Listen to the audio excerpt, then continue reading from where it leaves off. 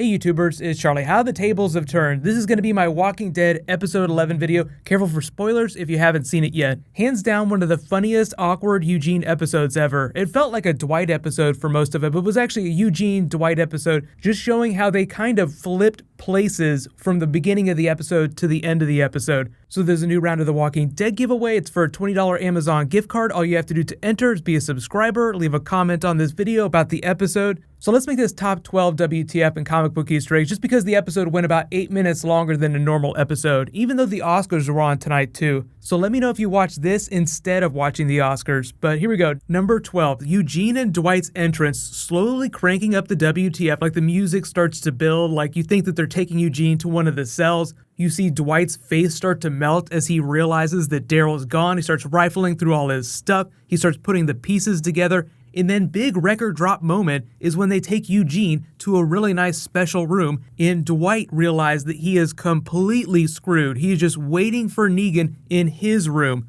So number 11, just the most beautiful way to cut that tension, is Eugene asking about room service. Can I have lobster? No, you can't have freaking lobster. What are you kidding? How about pickles? We have fresh potato chips we have someone makes. So he starts rifling through the pantry in his room. There's like a fridge. He basically has everything that you would need to be comfortable, and then pushes the CD player, and it's the Easy Street song. So just as the music builds, this is beautiful moment where you see Dwight getting the crap beat out of him. Like, oh my God, how the tables have turned. It just reminds you of his time with Daryl. So the big thing here is like you're really starting to get worried about Eugene, because it seems like he is really going to be on Easy Street. The real moment that you start to get worried, though, is when you're like, oh my God, does this mean that Eugene is going to settle in and start being a crapbag like the rest of the saviors? The whole song has a completely different context for Dwight, just given what happened with Daryl's character, but it's a more literal reference for Eugene's character. He is literally on Easy Street as long as he can lie his ass off. So the mullet of lies comes back.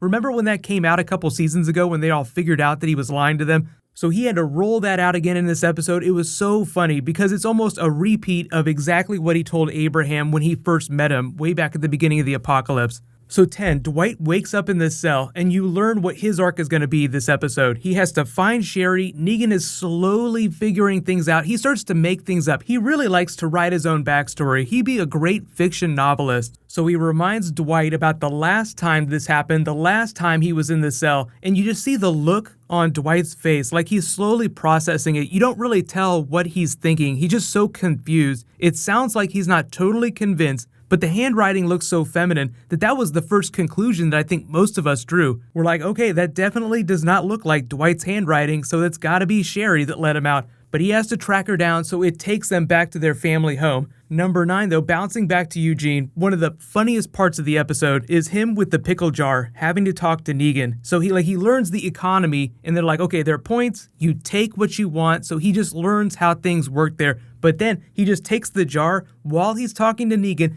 just waiting to get his brains bashed in, and then Negan is like, you're a smarty pants, aren't you? Why don't you solve a problem for me? So he just goes on and on, tells him all the Abraham lies. I worked at the CDC. It's confidential. I have PhDs. I'm a doctor. Like, he literally tells him every lie that he can come up with. That's actually his special skill. He actually does have some real skills, but his special skill is just lying on command. It's definitely going to get him into a little bit of trouble. But number 8, the big problem that he solves for Negan is the defense system. So this is going to be important for future episodes. So he's actually helping Negan fortify the sanctuary by just pouring molten metal over the walkers to just keep them from falling apart and keep them in place. So nice callback for last week's episode. Eugene is helping them create a whole bunch of Winslows that are just completely fortified. It'll make it that much harder for people to assault the compound. But don't forget about the super horde. That's something that they didn't address in this episode, but you gotta know that the trap that they laid in that earlier episode is gonna be something that'll come back later. The super horde is still very much a thing.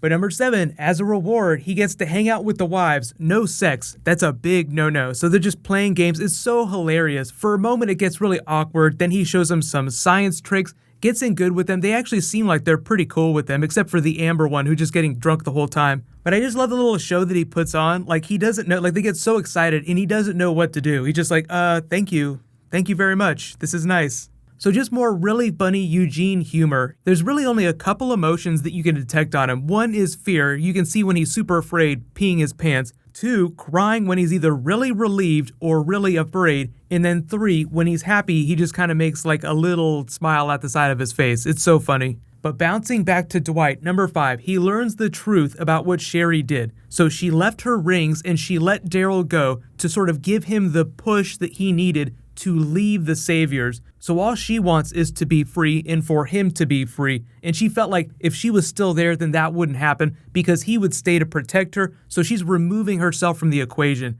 But there's this really heartfelt note, and you see them comparing the handwriting, like he's putting 2 and 2 together, like, oh my God, she did do this. So what am I going to do about it? So I love that he had the little beer moment because she referenced like them meeting up if they ever got separated. This was going to be their happily ever after. You'd bring some beer and snacks and we'd meet up with each other. So that's sort of his way of saying goodbye to her, like leaving flowers at someone's grave. So she is kind of dead to him, but maybe they'll meet up again because unless you see a body, she's not dead yet. But he goes back and tells them that she's dead so that they won't go looking for her. Bouncing back to Eugene, number 4, the wives come back and now they're super in tight with Eugene. They love him. They're like, will you help us with Amber? She wants to kill herself. She didn't sign up for this life. So you slowly see the morality in Eugene's head, like the morality mouse jumps on the wheel and he's starting to do the calculations. Would a good person do this? Am I a good person? Do I want to capitulate to this? So true to form, he is a coward and agrees to help them, probably thinking he's doing the right thing, but he's probably so afraid and still in shock that he's not thinking straight at all. So he goes, he gets the pills, and you start to see some warning signs where he demands the pills, like he's slowly acting more like a savior. You take what you want. So he turns back around and is like, I'm the new chief engineer. So he lies some more. He's really good at lying. But then number 3, before we can find out what happened later,